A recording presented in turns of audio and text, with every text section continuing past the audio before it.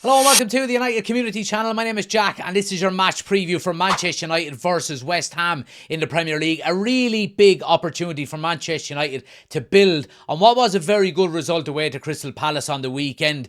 We've got the team news for you guys. We're going to talk about Leny Yoro. Does he start or do you take him out of the firing line? Matheus Cunha is back as well, so we're going to talk about starting him or giving Joshua Zirkzee another opportunity. We'll do our predicted 11s and of course our score predictions as well. As always, guys, please do smash a like on the video, subscribe if you're new, and let's jump right into it.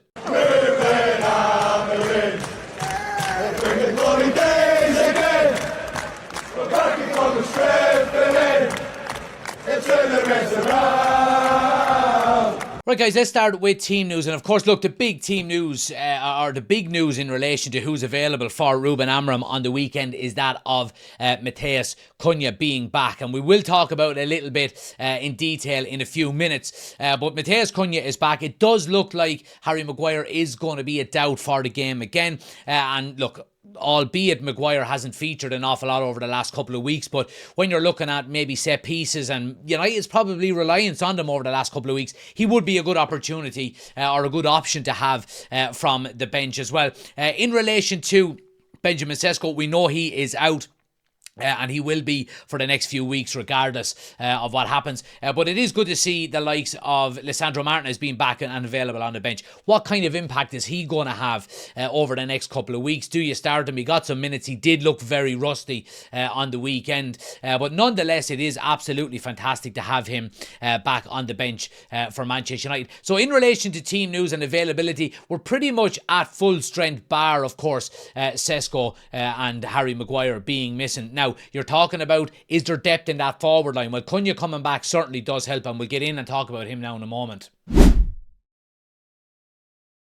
Now, we're going to start with Leny Yoro, guys, and look, obviously he had a very, very difficult game against Crystal Palace on the weekend, and, some criticism there, and obviously, he looked very downtrodden when he was taken off and substituted, and he was sitting on the bench. He didn't look happy at all, and Mason Mount was consoling him at the end of the game. Listen, I've got no worries about Leny Yoro. We know the qualities that he's got. We know the standards that he holds upon himself, and the qualities are there. They really are. He's young. He's going to make mistakes. He's going to have bad games. He's learning and making his way through the game as a young player.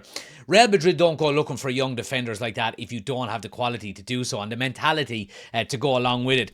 I think Leny Yoro will be absolutely fine. Now, does Rúben Amorim bring him directly in and start him again on Thursday night against West Ham? I think he should. I think it's a good opportunity to do so. West Ham are not the strongest of teams this year, and you want to keep confidence in young players who might have a bad game here and there. The best way, in my opinion, to do that is let's just get him directly back into the team and let him play his way out of the little bit of a funk that he's in at the moment.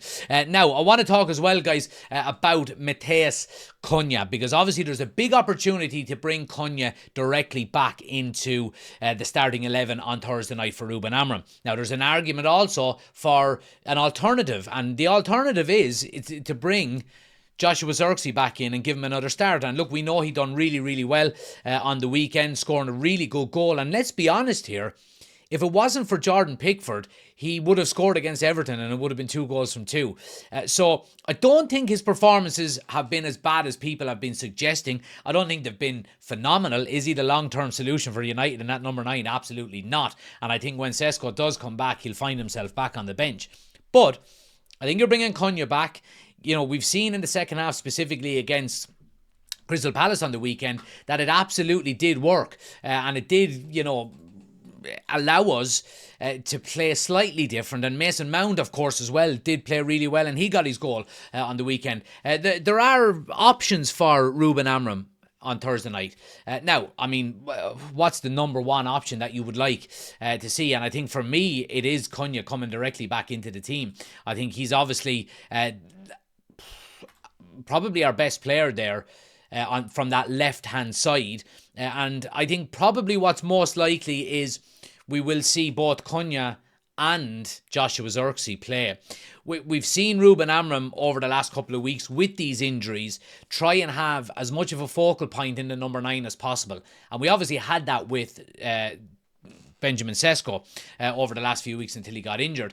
I think probably what we will see, and I'll get into my predicted 11 in a moment, but I think Cunha will come back in, and I think Zirkzee will stay in the team as well. I think maybe Mount will drop out. I was shocked to hear that the game against Crystal Palace on the weekend was Mason Mount's first ever 90 minutes, full 90 minutes in a Manchester United jersey. This is his third season. That'll go to show how much he's missed over the last few weeks. But nonetheless, guys, there are some options for Rúben Amorim, but they're good options to have. It's a nice headache for a manager to have, being able to bring in players and having to make a decision who you drop, who you start, because, you know, obviously Zirkzee has scored, but the quality of Cunha is coming back. Let me know what you would do in the comment section below.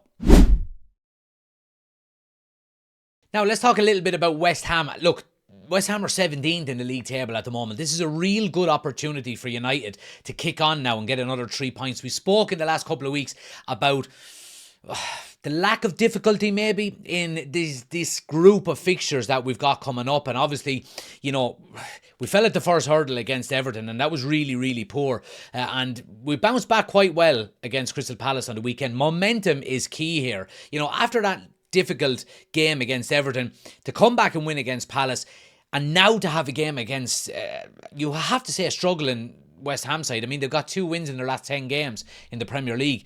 It's a real good opportunity for United to build some momentum and kick on now and get some points on the board where we can start kicking up that table. You talk about the league table. United are currently 7th, but we're only 3 points behind third place. I think it's Chelsea that are in third at the moment. A win against West Ham is absolutely vital. We spoke about the gap between maybe the top 4 and 5 and the bottom half of the table over the next couple of weeks will start to extend, and you've got to make sure that you're in the right side of that gap before it's too late. And I think a win here on the weekend would absolutely give us an opportunity to go on and do that. Now, look as well, the second half against Palace was huge because it will give United massive confidence. You know, obviously, our record away to Palace wasn't good. Our record in London in general wasn't good. And to have the likes of Zirkzee and Mount on the score sheet and to see us turn around a very poor first half performance and get the win is absolutely massive. We've got a real opportunity to move up the table now with 3 points. And like we said, we're in the middle now of a very favourable group of fixtures. We know what's going to happen with AFCON in the next couple of weeks. We've got to be on the right side of that gap when it arises. Now, let's talk about the predicted 11 and the starting 11 for the game on Thursday. This is the starting 11 that I would go with, guys. And look, I think it's absolutely more than enough to get a result on Thursday night against West Ham. Lemens in goal. I say at every match preview, do not take that man out of the goal unless he's got an injury and he starts. I would keep the back 3 the same, guys. Again, we'll wait to hear a little bit more on Harry Maguire, whether he's back available. We know now that Martinez is back, and he had his first minutes on the weekend. But is he available to start? I don't think so. I think we need to ease him back in and not rush him. We've seen what happened the last time we rushed him back. He had to go and he got injured again, or he had to have his surgery a second time. Don't risk him. Don't risk him. It's going to be a busy period. Ease him back in. Shaw, De Ligt and Yarrow for me. The wing backs then, I'm going Ahmad and Dargu. Obviously, Rúben Amorim spoke about Dargu and he said, you could see his anxiety levels and it's not going to be a nice thing to hear from a player standpoint when your manager's saying that about you. But again, I go back to what I've said about Lenny Yarrow and the young players, that might be going through a difficult time. Just play him. Let him play his way out of the difficult patch he's in. He's young, he's raw. Is he eventually going to be good enough? That's up to him.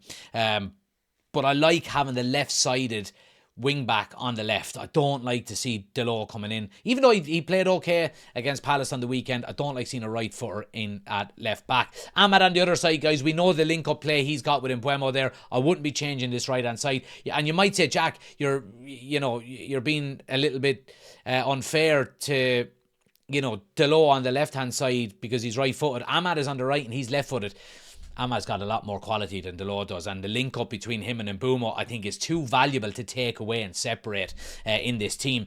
2 in midfield then. I'm going to give Casemiro a rest in this game. I think that's what Rúben Amorim potentially should do, and it's an opportunity to get Kobbie Mainoo in. We know Casemiro's legs are waning a little bit, and he's old, he's into his mid-30s now, and can he play 3 games in a week? Probably not. I think this is a very good opportunity to get Kobbie Mainoo some minutes and get him a start and let him try and prove himself while giving Casemiro the rest that he probably needs. And of course, he's alongside Bruno Fernandes then as well. The 2 number 10s, Cunha and Mbeumo, back playing together again. Get Cunha back into that team, in my opinion. And Zirkzee plays up front then. It does mean Mount drops out. I wouldn't be against maybe Mount starting in a false 9 position against West Ham on the weekend with Cunha and Mbeumo running past him. Absolutely not. But we have seen Amorim over the last couple of weeks look for as much of a focal point in that number 9 as he possibly can. So that is my starting 11, guys. Let me know your opinions in the comment section below. Would you go with that 11? What would you change? Let me know in the comment section below. When we are talking about a score prediction, I think this is a big opportunity for United to have a good, positive, solid, emphatic win, to be quite honest with you. We've seen 1 or 2 of them over the last maybe 6 or 7 weeks. Obviously, the Liverpool one was the standout. But I do think we've got an opportunity here against a West Ham that are no real great shapes. We know Paquetá is going to be missing as well by the looks of things. That was a strange one. Nonetheless, I think Man United have an opportunity to really put down a marker here now and say, look, we're here and we're fighting for one of them top 4, top 5 spots, Champions League positions. 3-0 win to Manchester United. Goals, I think Cunha gets one on his return. I'm going to go with Ahmad, and I'm going to go with Bruno to get a goal this time. Let me know your score predictions in the comment section below as well, guys. If you haven't already done so, please do smash a like on the video. Subscribe if you are new to the channel, and I'll see you on the next one.